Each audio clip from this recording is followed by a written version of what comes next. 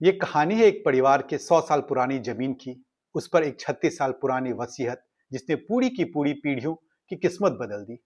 Supreme court ने CPC के order 7 rule 11 का इस्तेमाल करके एक ऐसा मिसाल कायम किया जो हर वकील को याद रहेगा। और सुप्रीम कोर्ट का ऐसा फैसला जिसने बहुत देर से हुए केस का मतलब ही बदल दिया।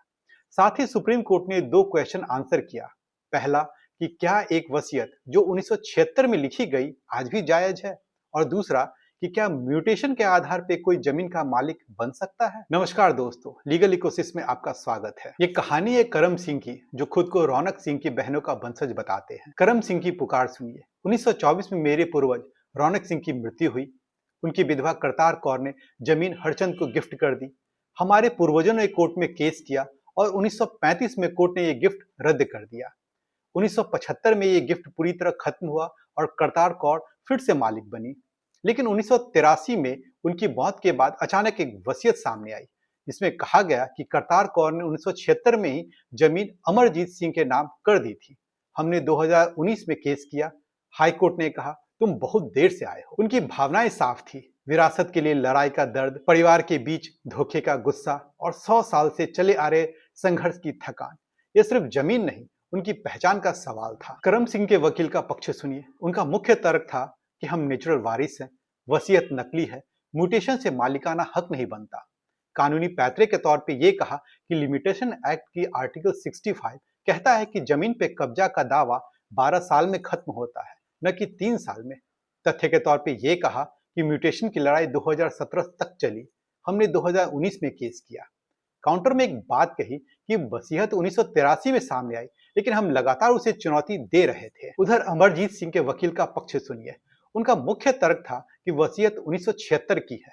करम सिंह को 1983 में ही पता था, लेकिन 2019 में केस करना बहुत देर है। कानूनी पैतरे के तौर पे सीपीसी का ऑर्डर 7 रूल 11 सब रूल डी का हवाला देते हुए कहा कि प्लेंट खुद ही बताता है कि केस टाइम बार्ड है।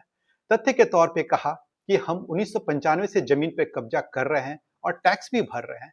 काउंटर में साफ कहा कि ये केस सिर्फ कोर्ट का समय बर्बाद करने के लिए है। यानी जंग थी विरासत के हक बनाम 36 साल पुरानी वसीयत और कब्जा की। सुप्रीम कोर्ट ने हाई कोर्ट के फैसले को पलट दिया और करम सिंह का केस वापस ट्रायल में भेज दिया। कोर्ट ने क्या कहा? ऑर्डर 7 रूल 11 का सही इस्तेमाल, यानी प्लेंट को सिर्फ उसके शब्दों में देखें। यहाँ प्लेंट में म्यूटेशन 2017 में खत्म होने का जिक्र है और केस 2019 में हुआ, यानी यह समय सीमा के बाहर नहीं है। नंबर 2, म्यूटेशन टाइटल नहीं देता, यानी कोर्ट ने स्पष्ट किया कि म्यूटेशन सिर्फ राजस्व रिकॉर्ड है, मालिकाना हक नहीं। टाइटल सिविल कोर्ट में ही तय होगा। नंबर 3, लिमिटेशन का फैसला जल्दबाजी में नहीं, यानी सुप्रीम कोर्ट ने कहा जब केस जमीन के कब्जे का है तो लिमिटेशन 12 साल की होती है, लेकिन यह तय करने के लिए सबूत चाहिए। लास्ट बट वेरी इंपॉर्टेंट, वसीयत की वैधता अलग मुद्दा है, यानी वसीयत असली है या नकली ये ट्रायल में सबूतों से तय होगा। इसे शुरू में खारिज नहीं किया जा सकता। फाइनल वर्डिक्ट के तौर पे अपील अलाउ हुई, हाई कोर्ट का ऑर्डर रद्द हुआ। करम सिंह का केस ट्रायल में जारी रहेगा। इस केस ने साबित किया कि कानून में उम्र नहीं, सच्चाई मायने रखती है। चाहे वसीयत 36 साल पुरानी क्यों न हो, अगर उसे चुनौती दी जा रही है तो कोर्ट सुनने को तैयार है। सुप्रीम कोर्ट ने स्पष्ट किया ऑर्डर 7 रूल 11 कोई फॉर्मेलिटी नहीं है, बल्कि न्याय का दरवाजा खुला रखने का तरीका है। आम नागरिकों के लिए टेक अवे ये है, म्यूटेशन कोई मालिकाना हक नहीं है, यानी जमीन का टाइटल हमेशा रजिस्टर्ड डॉक्यूमेंट से साबित करें।